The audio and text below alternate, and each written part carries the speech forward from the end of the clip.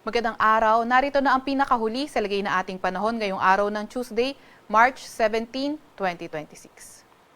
Narito ang ating pinakahuling satellite image kung saan mas humina na nga yung epekto ng northeast monsoon o amihan at sa Luzon area na nga lamang nakakaapekto.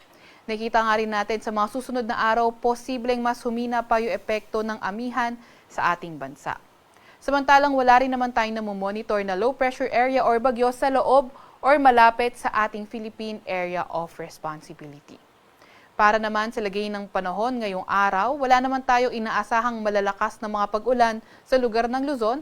Gayunpaman, maulap na papawirin at mga may hinang pag-ulan ang dala ng amihan sa lugar ng Batanes, Cagayan, Isabela, Apayao, pati na rin sa may Aurora.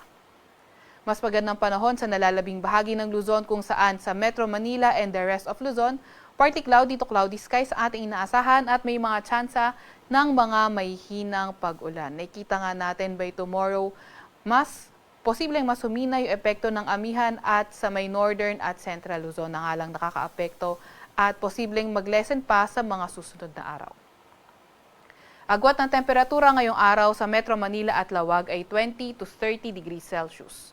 13 to 22 degrees sa may Baguio, 19 to 28 degrees Celsius sa may Tagaytay, 20 to 29 degrees Celsius sa may Tugigaraw at 21 to 30 degrees Celsius naman sa may Legazpi. Agwat ng temperatura ngayong araw sa Puerto Princesa ay 23 to 31 degrees Celsius at 25 to 31 degrees Celsius naman sa may Kalayaan Islands. Sa nalalabing bahagi naman ng bansa sa may Visayas at Mindanao, fair weather conditions ang ating inaasahan kung saan may mga tsansa lamang tayo ng mga localized thunderstorms. Yung mga kasamahan natin sa Regional Services Division patuloy na maglalabas ng mga thunderstorm advisory, rainfall advisory o hindi kaya heavy rainfall warning kung kinakailangan. Agwat ng temperatura ngayong araw sa may Iloilo, Cebu at Cagayan de Oro ay 24 to 32 degrees Celsius. 23 to 32 degrees Celsius naman sa may Tacloban, 24 to 33 degrees Celsius sa Davao at 23 to 33 degrees Celsius naman sa may Zamboanga. Update naman sa heat index kahapon na itala ang heat index sa Metro Manila from 30 to 31 degrees Celsius. Iyan ay nasa may caution category at ang pinakamataas sa ating bansang heat index ay umabot ng 40 degrees Celsius sa may Cotabato City, Maguindanao. Iyan ay nasa extreme caution category.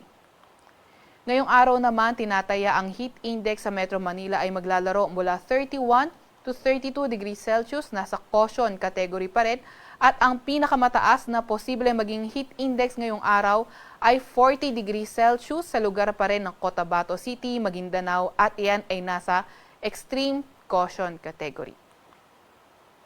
Wala pa rin naman tayong nakataas na gale warning sa kahit anong dagat baybay ng ating bansa, pero ingat pa rin sa mga papalaot sa Northern Luzon at silangang bahagi ng bansa dahil posible nga yung katamtaman hanggang sa maalong karagatan. Sa Kalakhang, Maynila, ang araw ay sisikat ng 6:03 ng umaga at lulubog ng 6:07 ng gabi. Huwag magpapahuli sa update ng Pag-asa. I-follow at i-like ang aming X at Facebook account, DOST-Pag-asa. Mag-subscribe sa aming YouTube channel, DOST-Pag-asa Weather Report. At para sa mas detalyadong impormasyon, bisitahin ang aming websites, pag-asa.dost.gov.ph at panahon.gov.ph. At yan nga po muna ang pinakahuli sa lagay na ating panahon. Mula sa Weather Forecasting Center ng Pag-asa, Veronica C. Torres, nagulat.